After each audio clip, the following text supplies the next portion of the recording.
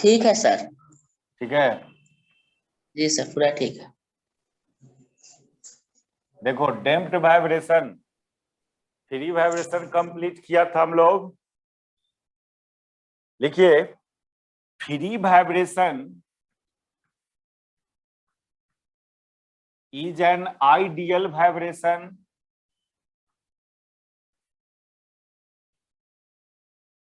या इसको theoretical vibration भी बोलेंगे।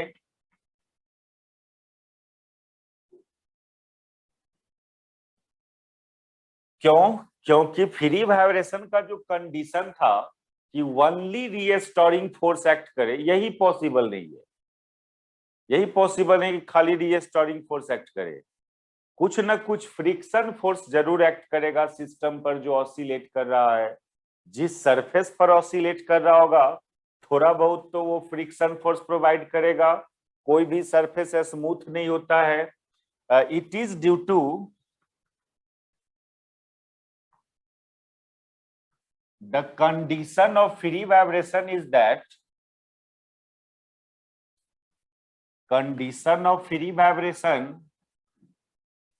is that only restoring force should be act.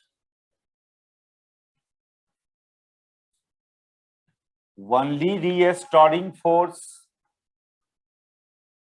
should be act.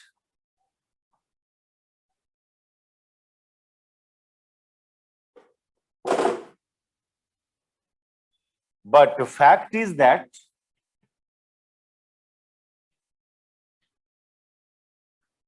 during oscillation,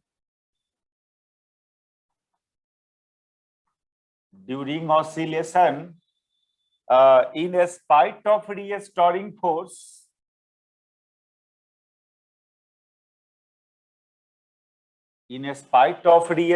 force, friction force, इसको damping force भी बोलते हैं,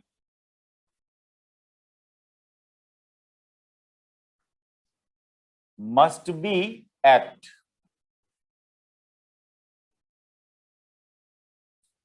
बाय द मीडियम या बाय द सरफेस। जिस सरफेस पर वाइब्रेट कर रहा होगा या जिस मीडियम में वाइब्रेट कर रहा होगा उस मीडियम के द्वारा, उस सरफेस के द्वारा कुछ ना कुछ फ्रिक्शन फोर्स एक्ट कर रहा होगा सिस्टम पर, है ना। Must be act by the surface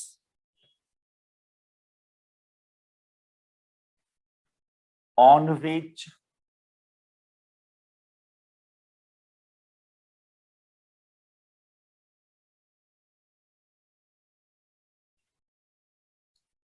system oscillate।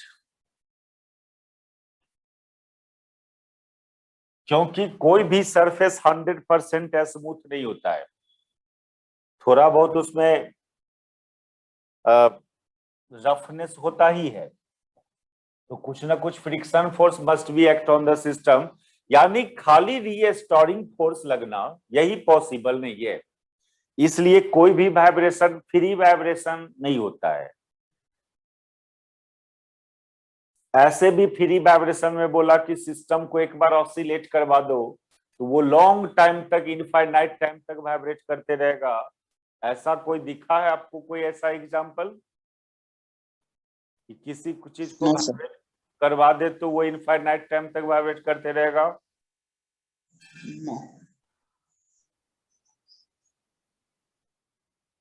बोलो। नहीं सर, ऐसा नहीं कोई एग्जांपल मिला है, ऐसा कोई देवा नहीं किया गया। और ऐसा भी कोई सिस्टम दिखा है कि आम उसका जो वाइब्रेशन का एम्पलीट्यूड है वो कांस्टेंट हो, हमेशा यहाँ और यहाँ तक वो जाता हो सिस्टम? मान लो पहला ऑसिलेशन में यहाँ तक गया, लेकिन सेकेंड ऑसिलेशन में वो उससे थोड़ा पीछे ही से रिटर्न हो जाता है, यानी धीरे धीरे वाइब्रेशन डाई आउट हो जाता है। तो ये फ्री वाइब्रेशन थ्योरेटिकली पढ़ने के लिए पढ़ा हम लोग, प्रैक्टिकली पॉसिबल नहीं है। तो नेचर में जितने भी वाइब्रेशन है वो दो कैटेगरी का वाइब्रेशन होता है। तो जब सिस्टम पर रीस्टोरिंग फोर्स के अलावा एक damping force, friction force act करे ड्यूरिंग वाइब्रेशन, तो उस वाइब्रेशन को हम लोग डैम्प्ड वाइब्रेशन बोलेंगे। Thus, when during oscillation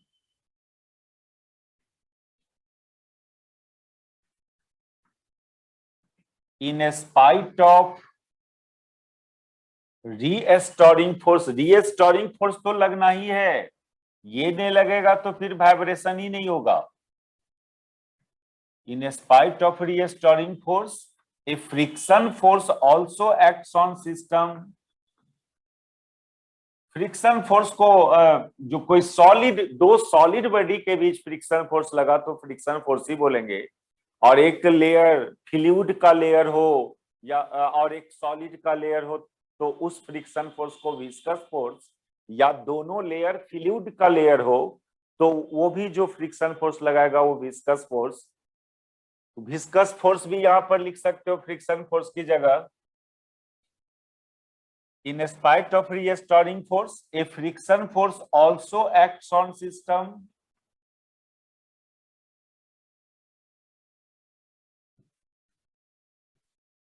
Then vibration is called damped vibration.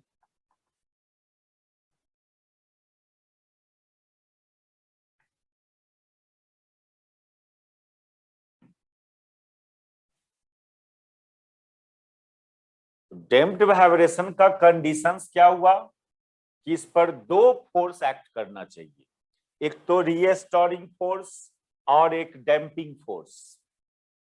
दस कंडीशन फॉर डैम्प्ड वाइब्रेशन जो हुआ, कंडीशन फॉर डैम्प्ड वाइब्रेशन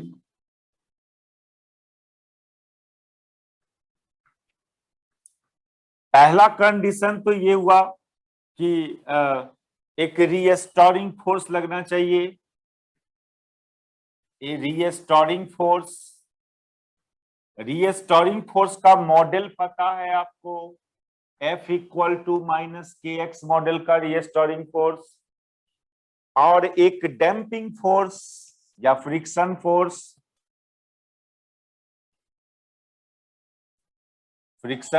या इसी को डैम्पिंग फोर्स। और ये कैसा होना चाहिए, ये होना चाहिए इस मॉडल का minus mu d x by d T.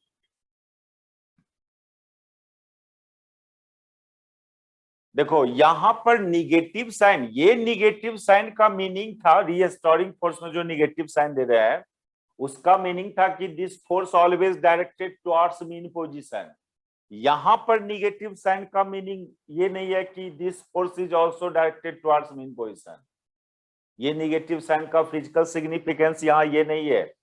यहां पर निगेटिव साइन का फिजिकल सिग्निफिकेंस है कि this force is always opposite to relative motion between layer. जो लेयर एक दूसरे पर फ्रिक्शन फोर्स लगा रहा है उस लेयर का रिलेटिव मोशन के ऑपोजिट। ये तो फ्रिक्शन का डायरेक्शन आप 11 में पढ़े होंगे ना, फ्रिक्शन फोर्स का डायरेक्शन किधर होता है, कैसे निकालते हो फ्रिक्शन फोर्स का डायरेक्शन। मोशन का ऑपोजिट नहीं बोल रहे हैं, relative motion between layer in contact, उसका ऑपोजिट। दो लेयर है, फ्रिक्शन फोर्स तो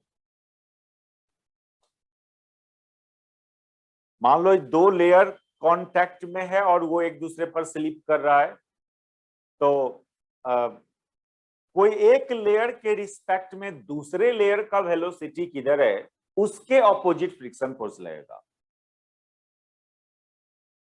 ठीक है, ये डायरेक्शन ऑफ फ्रिक्शन ऐसे डिसाइड होता है। ऐसे मत बोल देना कि बॉडी के मोशन के ऑपोजिट। ऐसा भी एग्जांपल है कि बॉडी के मोशने की तरफ फ्रिक्शन फोर्स लगता है। हम लोग जब चलते हैं तो पैर पर अर्थ फ्रिक्शन फोर्स आपके जाने की तरफ ही लगाता है।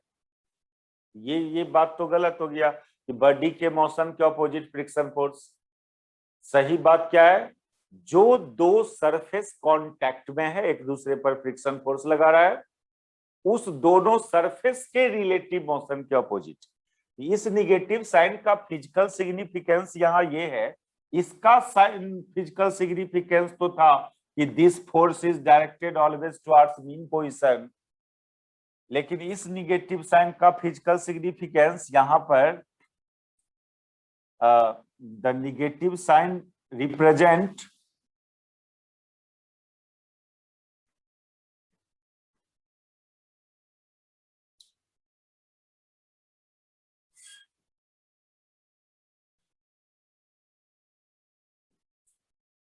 the direction of FR is opposite to the relative motion या वेलोसिटी के अपोजिट। देखो यहां पर ये वेलोसिटी टर्म है, dx by dt velocity term है। एक सरफेस मान लो रेस्ट में एक गो लेयर मूव कर रहा है, तब तो क्लियर है वो लेयर जिधर मूव कर रहा है उसका opposite layer of friction force. Relative motion तब करना पड़ता है जब दोनों लेयर मोशन में हो, दोनों लेयर मोशन में होगा तब देखना पड़ता है कि एक लेयर के रिस्पेक्ट में दूसरा लेयर किधर जा रहा है। लेकिन एक लेयर रिजिड है, फिक्स्ड है और एक को लेयर मोशन में है, तब तो डायरेक्ट उसके वेलोसिटी के अपोजिट ले लेते हैं। Is FR is opposite to the velocity. अभी हम रिलेटिव मोशन वर्ड यूज नहीं किया यहाँ पर, ये मानते हुए कि वो बॉडी जिस सरफेस पर वाइब्रेट कर रहा होगा वो सरफेस फिक्स्ड सरफेस होगा, रेस्ट में होगा, और ये dx by dt वेलोसिटी इस मॉडल का ही रीस्टोरिंग ये डैम्पिंग फोर्स होना चाहिए और अदर कोई मॉडल नहीं। तब एक तो रीस्टोरिंग फोर्स तो लगना ही लगना है, चाहे कोई भी वाइब्रेशन हो। एक फोर्स और बढ़ गया यहाँ पर, डैम्पिंग फोर्स, फ्रिक्शन फोर्स, लेकिन वो भी इस टाइप का होना चाहिए और कोई अदर फॉर्म नहीं। टाइप का डैम्पिंग फोर्स होना चाहिए। मतलब इसको लैंग्वेज में बात करें तो this force is directly proportional to velocity, और ये क्या था restore, this force is directly proportional to position displacement. Damping force is directly proportional to velocity.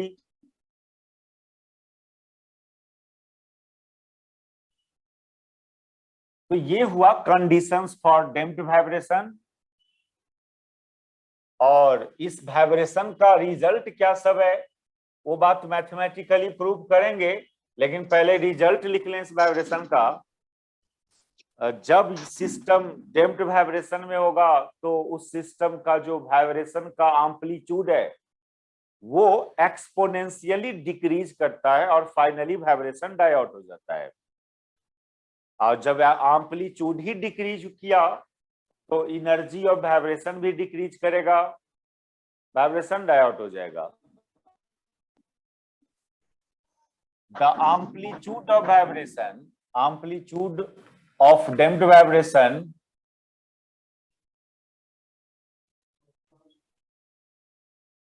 ये देखेंगे मैथमेटिकली, इस बात को हम लोग बाद में। amplitude of damped vibration decreases exponentially,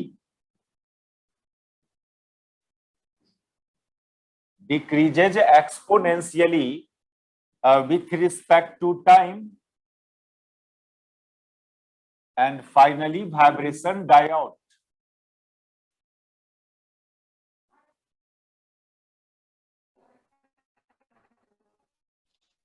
जब एम्पलीट्यूड डिक्रीज किया वाइब्रेशन का तो energy of vibration also decrease करेगा। कहां गया वो एनर्जी ऑफ वाइब्रेशन? हीट में प्रोड्यूस हो जाता है। जिस सरफेस पर वाइब्रेट करता है सिस्टम वो सरफेस गर्म हो जाता है, देखते होगे, यानी वो जो वाइब्रेशनल एनर्जी था वो हीट एनर्जी में कन्वर्ट हो गया। Also energy of vibration, energy of vibration decreases, क्योंकि हम लोग पिछला क्लास में देखा था जो एनर्जी ऑफ वाइब्रेशन होता है directly proportional to amplitude square होता है।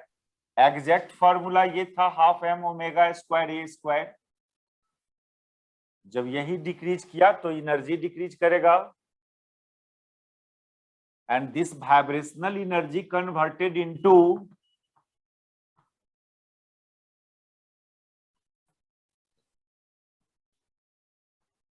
Heat energy.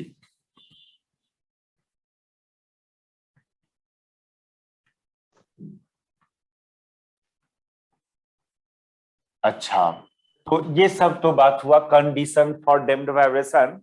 और बार बार हम लोग बोलते हैं कि कोई भी मोशन स्टडी करो तो उसका इक्वेशन ऑफ मोशन डिराइव करें। तो टॉपिक बनाएंगे हम लोग equation of motion of damped vibration.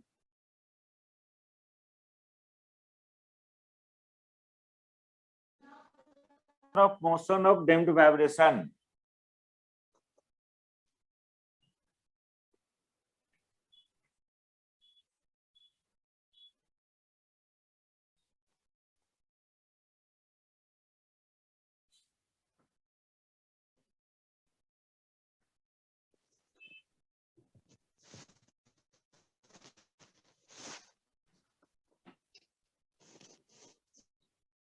Differential equation of motion वही मेन होता है, वो आ गया तो फिर और अदर काइनेमेटिक्स अपने आप आ जाता है, उसका सॉल्यूशंस कर लेते हैं डिफरेंशियल इक्वेशन का। तो आपका पर्पस होना चाहिए किसी भी सिस्टम का मोशन डिस्क्राइब करने के लिए उस मोशन से रिलेटेड एक डिफरेंशियल इक्वेशन फॉर्म करना। तो या इसको ऐसे भी बोले differential equation of motion of damped vibration. Simply जो इक्वेशन ऑफ मोशन की बात किए हो तो इसको बोलेंगे डिफरेंशियल इक्वेशन ऑफ मोशन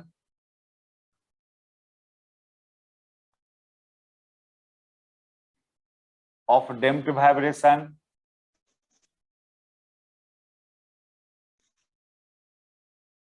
और ये चीज कहां से आता है?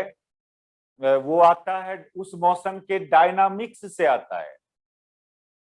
डायनामिक्स मींस रिजल्टेंट फोर्स बराबर मास इनटू एक्सेलरेशन, या रिजल्टेंट टॉर्क बराबर moment of inertia into angular acceleration. ये दोनों डायनामिक्स है। एक ट्रांसलेशनल डायनामिक्स, रिजल्टेंट फोर्स बराबर मास इनटू एक्सेलरेशन। ट्रांसलेशनल डायनामिक्स तो जब लीनियर ऑसिलेटरी मोशन हो तो ये अप्लाई करना, और जब एंगुलर ऑसिलेटरी मोशन हो तो उसका डायनामिक्स यूज करो, रिजल्टेंट टॉर्क बराबर आई अल्फा। तो अभी तो हम लोग मान लो लीनियर डैम्प्ड वाइब्रेशन की बात कर रहे हैं, तो दैट इज रिजल्टेंट फोर्स, ऐसे लिख दो, using dynamics of motion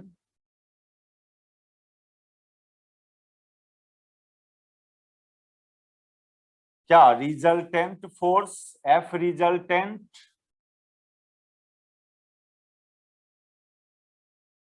equal to mass into acceleration. अभी दो फोर्स लग रहा है, दो फोर्स लगने की बात किए हो आप, एक माइनस के एक्स और एक minus mu d x by d t equal to m into a, और ए को लिख देना d two x by d t square. इस सब को एक साइड कर लो तो ये m d two x by d t square minus mu d x by d t minus k x equal to 0। जब हम लोग डिफरेंशियल इक्वेशन पढ़ रहा था तो बोले थे उसको आप स्टैंडर्ड फॉर्म में लाइए। स्टैंडर्ड फॉर्म में लाने का क्या मतलब? जो हाईएस्ट ऑर्डर डिराइवेटिव है उसका कोएफिशिएंट को वन रखना। अभी ये हाईएस्ट ऑर्डर डिराइवेटिव है, ये टर्म सेकेंड ऑर्डर डिराइवेटिव, इसका कोएफिशिएंट को 1 बना दो तो जो आएगा वो स्टैंडर्ड फॉर्म कहलाता है। तो 1 करने के लिए क्या करोगे? m से डिवाइड करोगे, इसको, इस इक्वेशन को m से डिवाइड कर देंगे तो इक्वेशंस आपका फाइनली दिखेगा कैसा? D two x by d t square minus k by m, sorry minus mu by m into d x by d t, और फिर ये सॉरी प्लस में, ये माइनस में नहीं, थोड़ा सा गलती किया, यहाँ प्लस साइन ना, एक साइड करे तो ये सब साइन क्या हो जाएगा? प्लस में ना।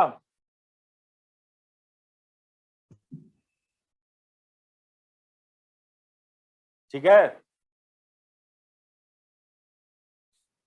यस सर, ठीक है। और ये प्लस के बाई एम इंटू एक्स बराबर 0, ये आया m से डिवाइड करने पर। और एक बात और बोला था, ये जो dx बाई dt के पीछे देख रहे हो म्यू बाई एम, इसको 2b के फॉर्म में लिखना, 2b के फॉर्म में लिखने बोले थे इसको, इस म्यू बाई एम टर्म को। दैट इज ये d2x by dt square plus 2b dx by dt, और ये k बाई एम को ओमेगा स्क्वायर से डिनोट किया था हम लोग फ्री वाइब्रेशन में भी। जब फ्री वाइब्रेशन देख रहे थे तो k बाई एम को omega square x equal to 0, ये हुआ standard form of differential equation of damped vibration.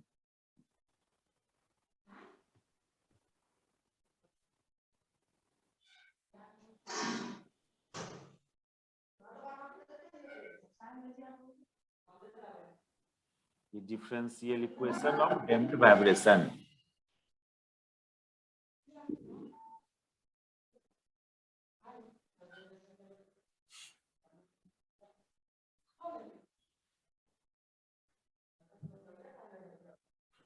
और इस डिफरेंशियल इक्वेशन का क्या प्रॉपर्टी सब है? It is a homogeneous differential equation, second order homogeneous differential equation.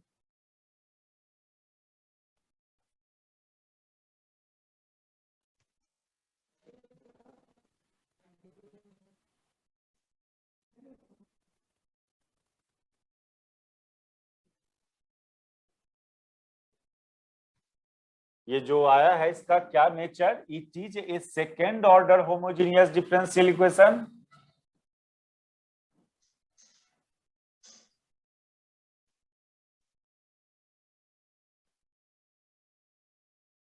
इसका सॉल्यूशंस करने चले हम लोग। ऐसे तो बोलोगे तो हम लोग डिफरेंशियल इक्वेशन पर डायरेक्ट वो रिजल्ट यूज कर ले, लेकिन नहीं, ये लॉन्ग में पूछता है क्वेश्चन, लॉन्ग में पूछता है। फिर से हम इसको एक बार कर दे रहे हैं, इसको सॉल्व। होमोजीनियस है इसलिए ज्यादा टेंशन नहीं है इसमें, ओनली कंप्लीमेंट्री फंक्शन होगा, पार्टिकुलर इंटीग्रल की बात नहीं करेंगे इसमें। तो सॉल्यूशंस के लिए क्या करते थे, देखो इस मोशन का और भी नेचर पता करना है, डैम्प्ड वाइब्रेशन में और क्या क्या बात होता है, तो पहले इसको सॉल्व करना होगा। यानी आपको ये सब फाइंड करना होगा, x as a function of time, vx as a function of time, ये सब डिराइव करना होगा, ये सब काइनेमेटिक्स को। दैट इज इसका सॉल्यूशंस करना, इसका ये चीज फाइंड करना। तब हम लोग थियोरिटिकली इस मोशन के बारे में और बात बोल सकते हैं। इस मोशन का जो एम्पलीट्यूड ऑफ वाइब्रेशन है वो कैसा होगा, एनर्जी ऑफ वाइब्रेशन क्या होगा, तो इसको सॉल्यूशंस करना पड़ेगा। इसका सॉल्यूशंस करने का क्या स्टाइल था, आप ये d बाई डी यहाँ पर d बाई डी टी को capital D and d2 by d t square को कैपिटल D स्क्वायर, ये सब्स्टिट्यूशन करोगे, इसको आप एक इक्वेशन 1 नाम दे दो। बार बार इस इक्वेशन लिखने की जरूरत नहीं पड़ेगा, इक्वेशन 1 नाम दे दो। देन फ्रॉम 1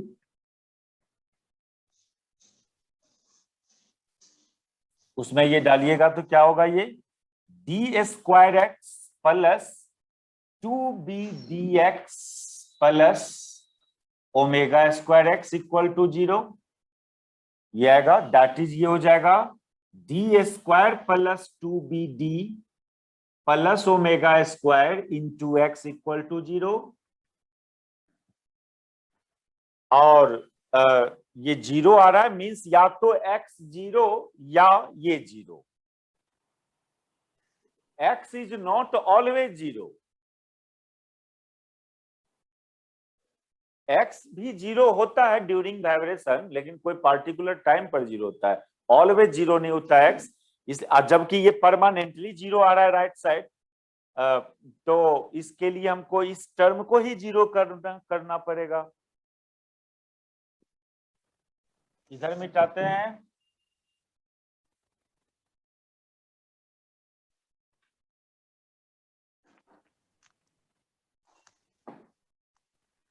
ये सब मेथड देखा था डिफरेंशियल इक्वेशन में, एक बार यहां पर फिर से कर दे रहे हैं इसको। तो since x is not always 0, इसलिए आपको ये D square plus 2bd plus omega square को 0 करोगे।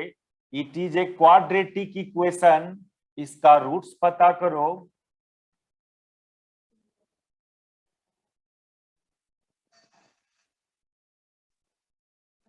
इसका जो रूट्स होगा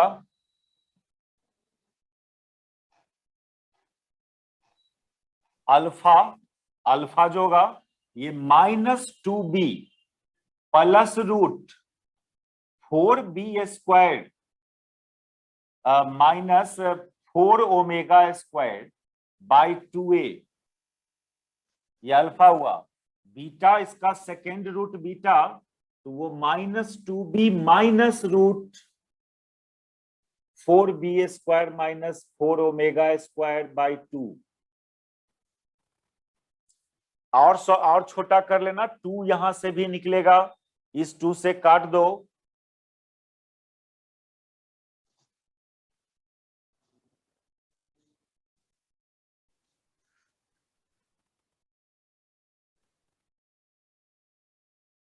देखिए कांस्टेंट कोएफिशिएंट हो डिफरेंशियल इक्वेशन में तो फिर ये मेथड यूज करते हैं।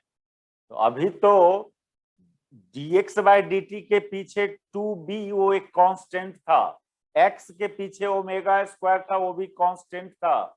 तो कांस्टेंट कोएफिशिएंट में ये मेथड चलता है। अल्फा को और सॉल्व करेंगे तो ये आ जाएगा -b plus root b square minus omega square and beta equal to -b minus root b square minus omega square. तो अब आपका ये, अच्छा इसको भी एक इक्वेशन नंबर मान देना 2, वो तो ओरिजिनल डिफरेंशियल इक्वेशन 1, ये इक्वेशन 2। अब इस रिजल्ट को हम लोग, अच्छा तो in terms of root equation 2 can be written as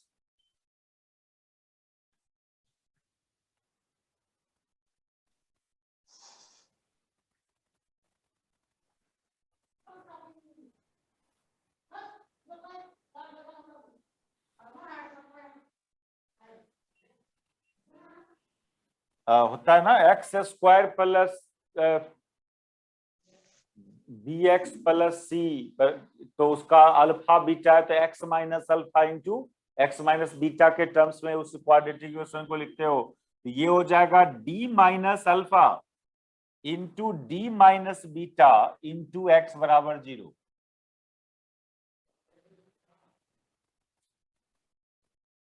छोड़ो ना, डायरेक्ट सॉल्यूशंस की बात कर देते। रूट्स पता चल गया ना, यहाँ पर जब रूट्स पता चल गया तो ये मेथड से हम लोग यहाँ पर थोड़ा शॉर्ट कर सकते हैं, पिछला रिजल्ट को यूज कर सकते हैं।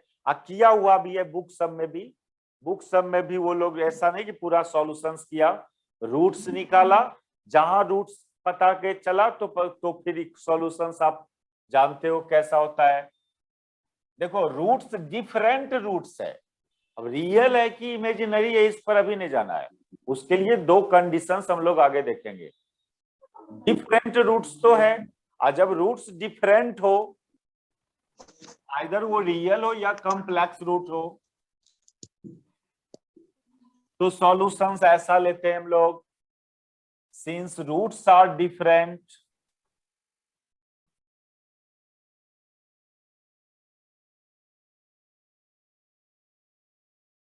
Then solution of differential equation 1, ये जो होगा, देखो यहां पर डिपेंडेंट वेरिएबल x है और इंडिपेंडेंट टाइम है, ध्यान देना, यानी x as a function of time ना सॉल्यूशन होगा। यहां पर x बराबर होगा a e to the power alpha t, यहां पर independent variable t, plus B E to the power beta T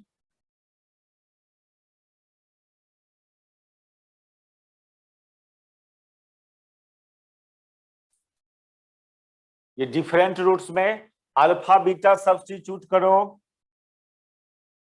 ये minus B plus root B square minus omega into T plus B, ये B है beta नहीं है ये, ई to the power minus B minus root B square minus omega into T. इस दोनों में एगो चीज कॉमन दिख रहा है क्या? E to the power minus b t common दिख रहा है, तो ये ई to the power root B square minus omega square into T plus B E to the power minus root B square minus omega square into t. अभी तक तो यहां पर पहुंचा हम लोग, अब यहां पर 2-3 कंडीशंस अप्लाई करेंगे। उतारो इसको,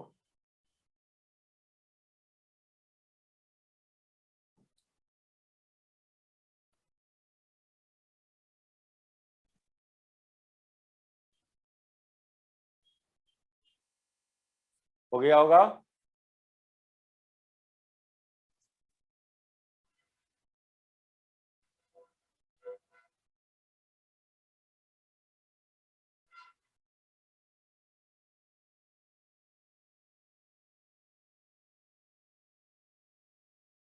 ठीक है ना, समझ में आ रहा है ना? Yes sir. हाँ सर, हो गया। हो नहीं गया, समझ में आ रहा है कि नहीं? सर लेकिन वो जो कर रहे थे ना सर पिछला, मतलब अल्फा बीटा, वो ज्यादा सही लग रहा था सर मेरे को, वो मेथड ज्यादा समझ में। नहीं, उतना लंबा नहीं जाना है आपको। आपके सिलेबस में डिफरेंशियल इक्वेशन है ना, तो उसका यूज न करना है, फिजिक्स हाँ में सर। करना है ना उसका। Yes sir. जब मैथमेटिकली फिजिक्स का एग्जाम में बैठेंगे तब आप सॉल्व करना, आप फिजिक्स के एग्जाम में बैठेंगे तो उसका यूज करना है, उसको सॉल्व करने का आदत मत रखिए। फिजिक्स में यूज करना उस रिजल्ट का, प्रॉपर्टीज का, डिफरेंशियल मैथमेटिक्स का, क्योंकि फिजिक्स वाला बात इतना लंबा चौड़ा होगा आपको, तो आप वो उसमें डिफरेंशियल इक्वेशनों जब आएगा उसको भी सॉल्व करने जाइएगा। ये नहीं, ये ऐसा कहीं कोई बुक में नहीं मिलेगा आपको। अब देखो बुक सब में, ठीक है? अभी हम लोग मोशन को डिस्क्राइब कर रहे हैं, तो आया रास्ता में एक डिफरेंशियल इक्वेशन मिल गया उस मोशन डिस्क्राइब करने में, उसका सॉल्यूशंस क्या लें, कम से कम रूट्स तक तो जाएंगे, रूट्स चेक करेंगे और डायरेक्ट सॉल्यूशन लिख लेंगे। ठीक है? Yes sir.